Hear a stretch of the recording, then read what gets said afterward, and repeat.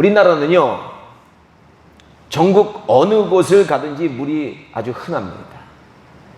광야나 사막 같은 지역이 전혀 없습니다. 그러나 이스라엘이나 이 중동 같은 곳은 광야와 사막이 매우 많습니다. 그래서 오늘 본문 11절에서 나오는 물된 동산이라는 표현은 우리가 느끼는 것보다, 여러분 오늘 성경 읽으면서 물된 동산이라는 게 가슴에 와닿았어요? 그렇게 많이 안 와닿았을 거예요.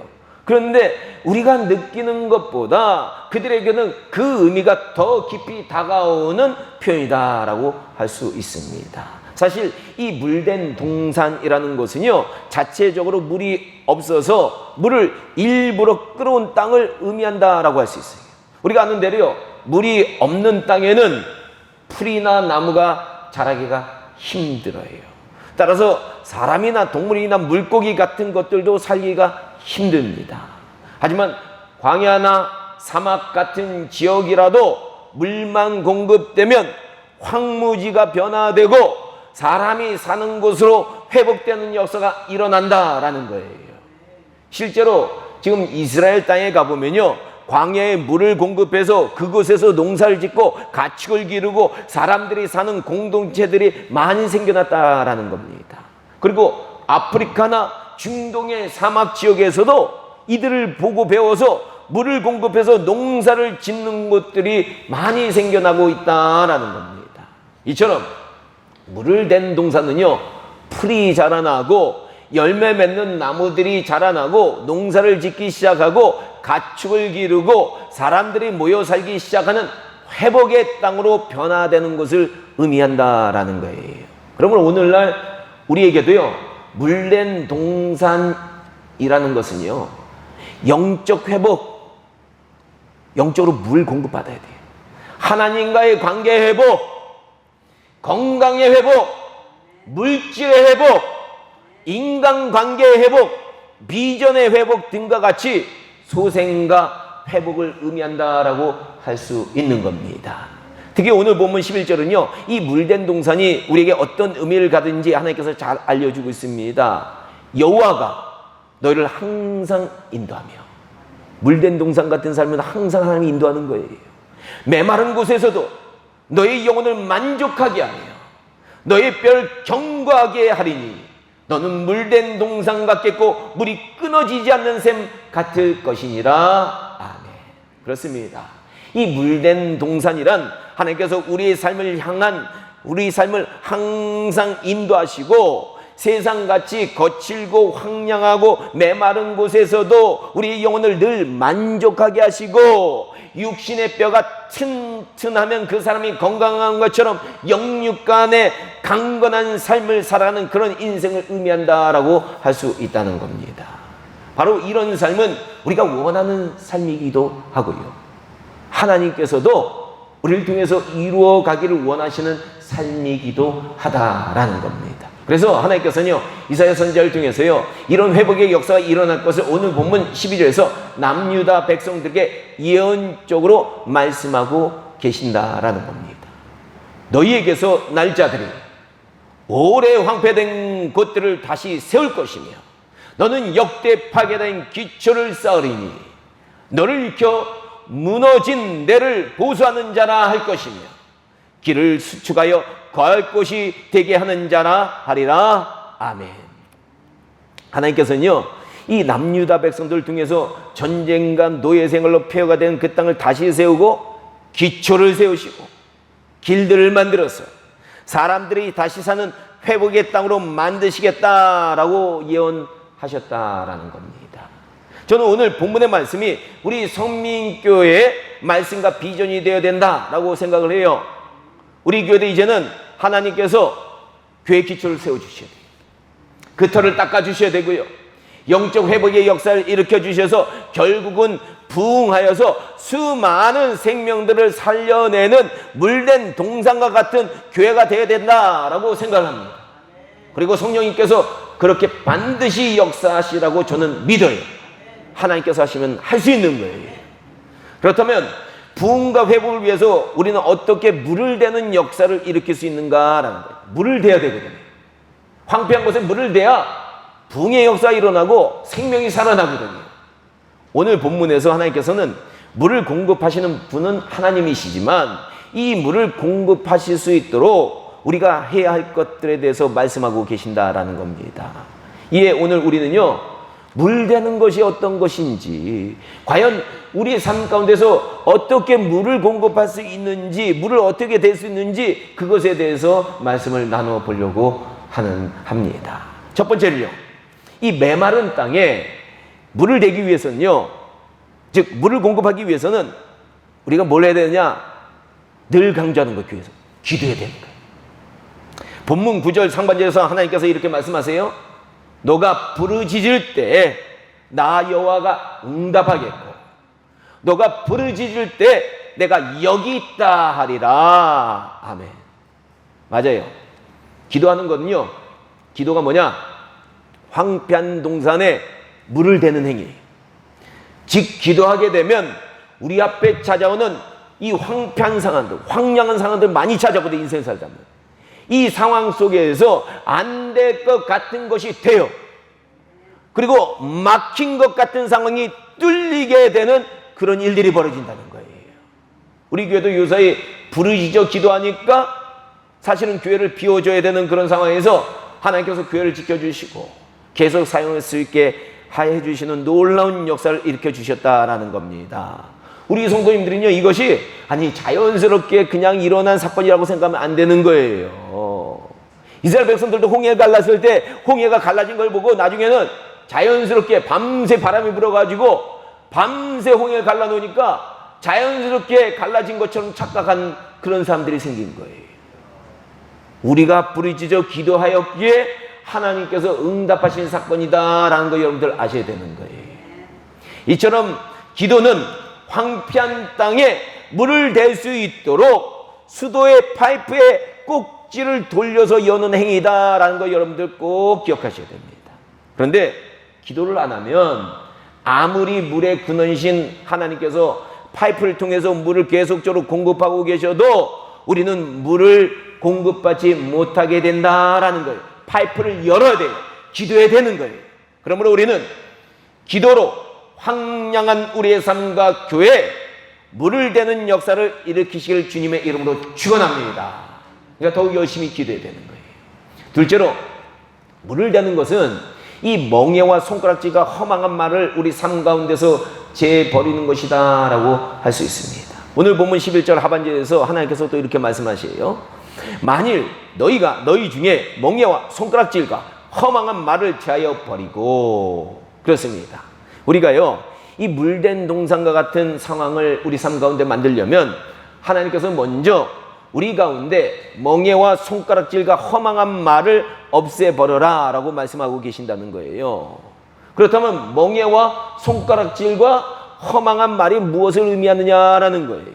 먼저 멍에는요, 이 여러분들 잘 아시는 대로 가축을 꼼짝 못하게 잡아매는 게 멍에 아니에요. 우리 삶에서는 우리를 꼼짝 못하게 얽어매는 것들이 바로 멍에다라는 걸 의미한다는 거예요. 그게 게으름일 수 있어요. 이게 술일 수도 있단 말이에요. 부정적인 생각일 수도 있고요. 과거의 상처일 수도 있어요. 또 어떤 사람은 돈의 노예가 돼서 돈이 그 사람을 멍에처럼 붙잡을 수도 있다는 거예요. 이처럼 오늘 본문에서 나오는 멍에는 우리 삶에 풍성한 물을 공급하는 것을 맞는 우리의 나쁜 모습들이에요. 나쁜 습관들, 나쁜 것들. 하나님께서는 이런 것들을 없애야 물된 동산같이 된다라고 말씀하고 계신다라는 겁니다. 이런 것들 무엇인지 여러분 깊이 생각하시고 좀 제거하려고 해야 돼요. 그렇지만 삶이 풍성해지는 거예요. 또 다음으로 제거해야 되는 게 뭐냐? 손가락질이라고 해요. 이거는 남의 단점이나 약점 같은 것들을 지적하고 자신은 잘못이 없는 것 같이 생각하는 사람들에게서 나오는 교만한 모습을 의미합니다. 보세요. 교만한 사람이잖아요. 이게 자기로 향해야 되는데. 그렇죠? 이게 바깥으로 향하면 교만한 사람이 되어서 자기도 향해야 돼요. 아마 이사야 선지자가 살던 남유대 시대가 이런 사람들로 가득했던 것 같습니다. 자신의 모습은 돌아보지 않고 남의 잘못만 들춰내고 남들에 대해서만 비난하고 손가락질하는 사람들로 가득했던 것 같다라는 거예요. 오늘날도 이 정치나 제가 온라인상에 이제 여러 가지 기사의 댓글들 보면 남들의 잘못은 사람들이 잘 지적하더라고요. 남들에 대한 지적질로 가득한 세상이다라는 걸 많이 느껴요. 하지만 갈라디아서 6장 1절 말씀 이렇게 얘기합니다. 형제들아, 사람이 만일 무슨 범죄한 일이 드러나거든 신령한 너희는, 예수님을 믿는 사람들 신령한 사람들이잖아요. 신령한 너희는 온유한 심령으로, 어떤 심령으로 해요? 온유한 심령으로 그러한 자들 바로잡고, 잘못된 거 그냥 놔두는 건 안 좋은 거예요. 바로잡는 게 좋은 거예요. 그리고 너 자신을 돌아보아 너도 시험을 받을까 두려워하라. 온유한 마음과 두려운 마음으로 바로잡아야 되는 거예요. 맞습니다. 이사야 당신은 자신을 돌아보고 자신도 잘못을 하고 있지는 않은지를 성찰하는 겸손하고 온유한 자세는 전혀 없고, 남들의 잘못을 지적질하고 손가락질하는 비난의 자세가 가득했던 시대였다라는 겁니다. 오늘날 교회도요, 가정도 정치도 사회도 이런 지적질과 손가락질이 가득하게 되면 그것은 황량한 광야와 사막같이 된다라는 것을 우리 성민교회 성도님들은 꼭 아셔야 되는 거예요. 그러므로 우리는 지적질과 손가락질하는 자세를 버려야 됩니다. 그래야지만 그것이 물된 동상같이 된다는 것 꼭 아셔야 돼요. 다음으로 허망한 말을 제하라고 하나님께서 말씀하세요. 허망한 말이 무엇이냐? 허망이라는 것은 삶의 목적이 없고 무의미하며 공허하고 거짓되고 헛된 것 의미합니다. 그러므로 허망한 말은 삶의 목적이 없고 무의미하고 공허하고 거짓되고 헛된 말을 의미하는 거예요. 사실 세상에 많은 이야기들 들어보면요, 목적이 없고 무의미하고 공허하고 때로는 거짓되고 헛된 말들이 너무나도 많아요. 그래서 저는요, 때로는 이 텔레비전이나 유튜브 이 방송들, 영상들 보면서 야, 이런 헛된 이야기들 왜 내가 듣고 있는 거지? 라는 생각이 종종 들 때가 있어요. 그렇다면 왜 이런 허망한 말들이 우리 삶 가운데 그렇게 많이 드러나고 있느냐라는 거예요. 그거는 우리의 삶이 참된 하나님의 목적에 집중되어 있지 않고 헛된 세상 것들을 추구하고 있을 때 허망한 말들이 넘쳐나게 된다라는 겁니다. 특히 이 세상 가요나 세상 토크쇼들 들어보면요, 너무나도 헛된 말들이 가득 차 있어요. 왜 그럴까요? 그거는 그것들이 추구하는 것들이 참된 하나님께 집중된 것이 아니라, 하나님의 영광을 위한 것들이 아니라 자신들의 헛되고 이 땅에서 사라져갈 아무 의미 없는 무의미한 것들 가지고 그 주제를 삼고 있기 때문이다라는 겁니다. 예, 우리 믿는 자들은 한참 이런 것들 듣다 보면 처음에는 좀 재미있는 듯한데 나중에는 아니 내가 왜 지금 이런 것들 듣고 있지? 왜 지금 이런 것들 들으면서 시간 낭비를 하고 있지? 라는 후회와 허망한 생각이 들게 된다는 거예요. 아마 성령 하나님께서 역사하셔서 그런 생각이 들게 하시겠죠. 하나님께서 우리를 험한 것에서 벗어나게 하시려고 하니까. 그런데 우리가 이런 허망한 것들 속에 한참 빠져 살게 되면 결국에는 그 영혼과 삶은 황폐한 인생이 된다는 거예요. 하나님과는 전혀 관련이 없는 인생이 된다라는 겁니다. 영원한 삶을 위해서 전혀 준비하지 못하는 인생이 된다라는 거예요. 그래서 하나님께서는요, 우리에게 이 허망한 말 제거하라 이렇게 말씀하십니다. 그러니까 허망한 얘기들 자꾸 듣지 말라는 거예요. 신령한 말을 들어야 돼요. 신령한 말씀들 자꾸 듣다면 여러분들 인생을 어떻게 사는지 다시 생각하잖아요. 근데 허망한 말들 자꾸 듣다면 허망한 데 빠지게 돼요.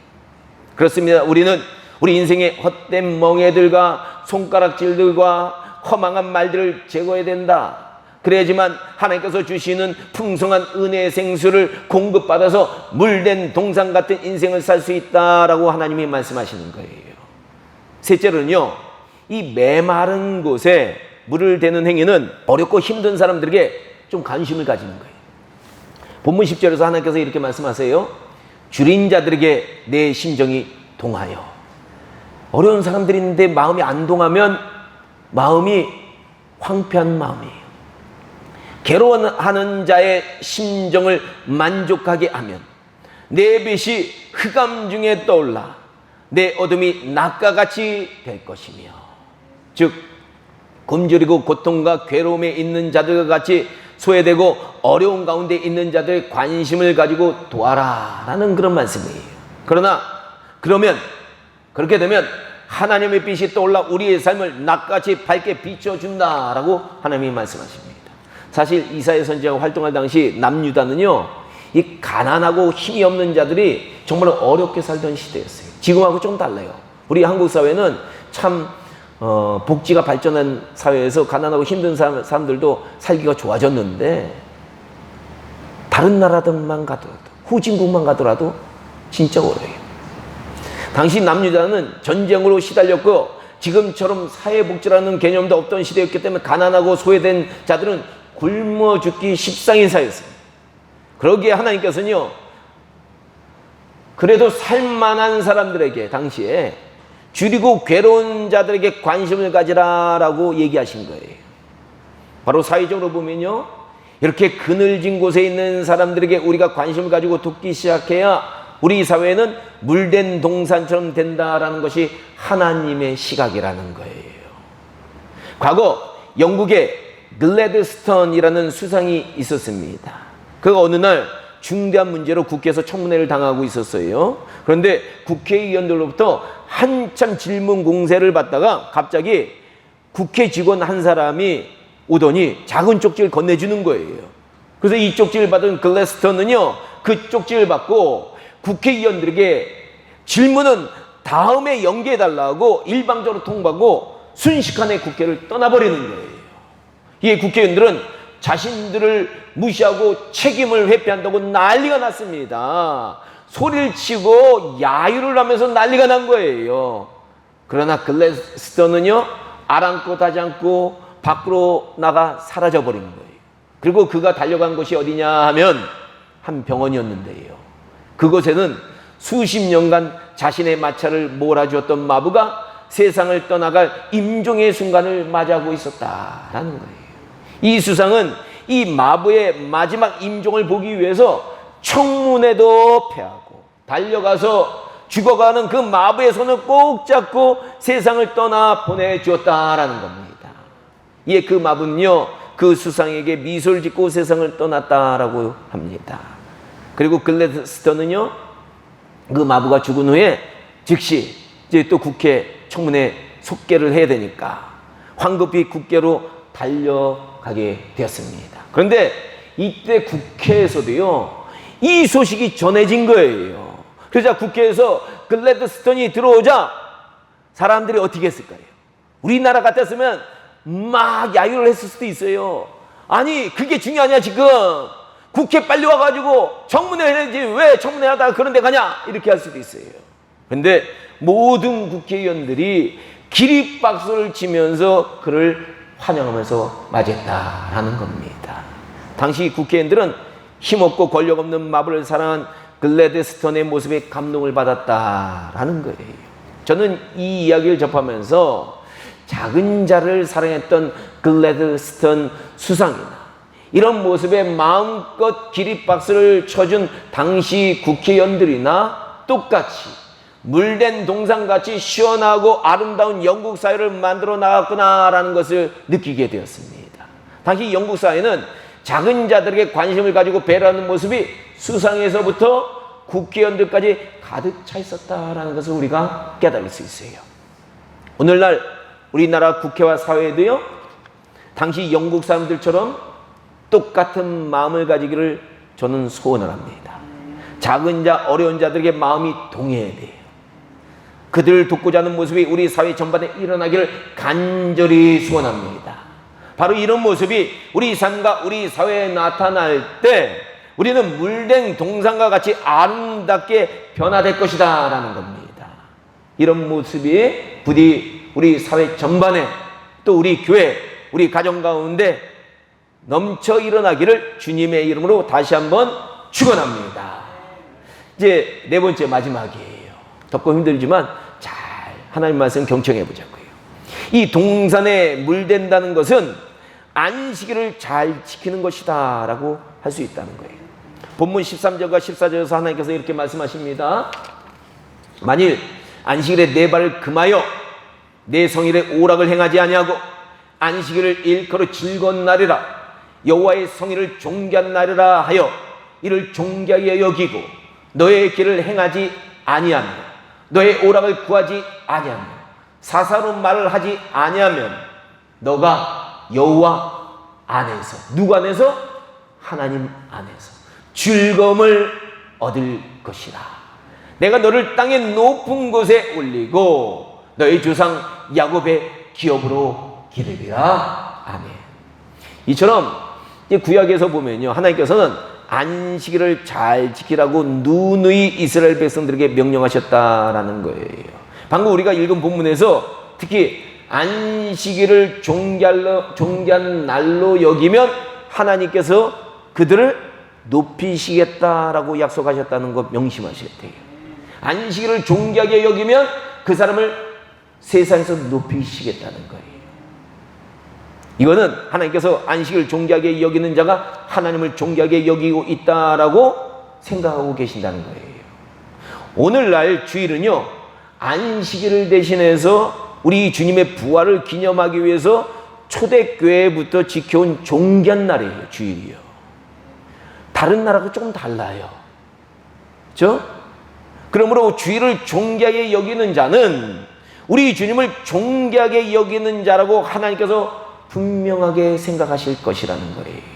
원래 안식일은요, 예수님께서 우리를 위해서 십자가에 죽으시고 무덤에 안치되셔서 이 땅의 사역을 마감하시고 안식하는 것을 예표하는 절기입니다. 그 날이에요.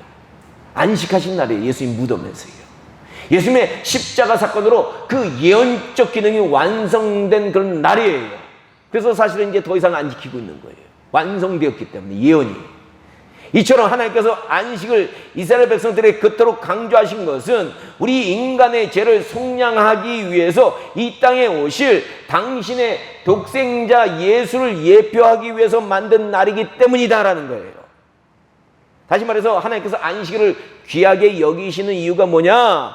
그 날이 귀한 게 아니에요. 안식일 날이 귀한 게 아니에요. 이 날에 무덤에 들어가실 예수님을 귀하게 여기셨다라는 겁니다. 그래서 예수님께서는 세상에서 바리새인들에게 뭐라 그랬어요? 안식일 날에 집착하니까 내가 안식일의 주인이다, 이렇게 말씀하셨단 말이에요. 하나님이 예수님이 안식하실 그 날을 귀히 여기셨다는 거예요. 예수님을 귀히 여기셨다는 거예요. 그렇다면 오늘날 안식일을 대신해서 지켜오고 있는 주일은 이 귀하신 예수님의 부활을 기념하고 우리의 부활을 소망하면서 지키는 절기이기 때문에 우리가 귀하게 지키지 않을 수 없다라는 거예요. 이런 맥락에서 오늘날 주일을 귀하게 여기고 잘 지키는 자는 하나님의 아들이신 예수님을 귀하게 여기는 자이고 이 예수님을 보내신 하나님을 사랑하는 자임을 우리가 알 수 있다라는 겁니다. 예, 오늘 본문에서 안식일을 잘 지키면 그 사람을 존귀하게 여기고 그 삶이 물된 동산같이 되게 하시겠다는 하나님의 약속은 오늘날 우리가 예수님의 부활을 기념하면서 하나님께 예배드리는 주일에도 계속되고 있는 약속이다라고 할 수 있다는 겁니다. 그래서 체험적으로 보면요, 이게 오늘날도 계속되는지 안 되는지 체험적으로 보면 알아요. 주일을 존귀하게 여기고 주일을 잘 지키는 성도들과 그의 후손들은 하나님께서 교회들에서 다 설문조사해보세요. 물어보세요. 세상에서 높여주셨어요. 축복해 주심을 우리가 축복해 주신다는 것을 우리가 알 수 있다라는 겁니다. 체험적으로 이 축복의 약속이 오늘날도 계속되고 있다라는 겁니다. 그러므로 우리 성민교회 성도님들은요, 주일을 존귀하게 여기고 잘 지키는 것이 하나님을 사랑하고 그분의 아들이신 예수님을 존귀하게 여기는 것이고 우리 삶에 하나님의 풍성한 은혜의 물을 공급하는 행임을 아시고 주일 성수에 노력하셔야 돼요. 주일을 아무렇게 생각하면 안 돼요. 다른 나라가 똑같이 생각하시면 안 되고 우리 예수님의 부활하신 날, 우리가 부활할 날을 예언하는 날, 이것을 생각하면서 잘 지켜야 되는 거예요. 그러면 하나님께서 우리의 정성을 보시고 은혜 풍성한 물을 내려주실 것이라고 저는 확신합니다. 이제 정리하면서 말씀을 마치겠습니다. 우리는 이 물된 동산의 삶을 살기 위해서는요, 먼저 뭐 해야 된다 그랬어요? 기도해야 되는 거예요. 기도해야 돼요. 그리고 둘째는요, 멍해와 우리 삶을 자꾸 방해하는 멍해들 있잖아요. 이 멍해와 손가락질과 허망한 말 제어해야 돼요. 셋째는 어렵고 힘들고 작은 자들에게 관심을 갖고 좀 많이 도와야 돼요. 그러면 인생이 밝아지는 거예요. 자기만을 위해서 살면 인생이 안 밝아져요. 마지막으로 넷째는 주의를 존귀하게 여기고 잘 지키면서 하나님께 예배드려야 된다는 거예요. 부디 우리 성민교회 성도님들은 오늘 본문에서 하신 하나님의 말씀들 마음에 명심하시고 잘 지켜서 이 물된 동산과 같은 삶을 살아가시기를 주님의 이름으로 다시 한번 축원합니다. 기도하겠습니다.